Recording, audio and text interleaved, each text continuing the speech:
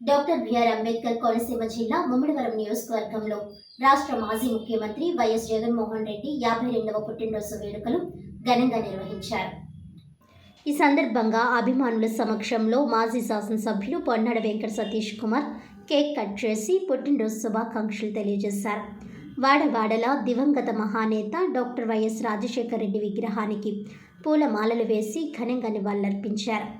Party కార్యాలయంలో భారీ కేకులు కటింగ్ చేసి పుట్టినరోజు శుభాకాంక్షలు తెలియజేశారు. అనంతరం స్థానిక ప్రభుత్వ ఆసుపత్రిలోని రోగులకు పండ్లు, బ్రెడ్లు పంపిణీ చేశారు.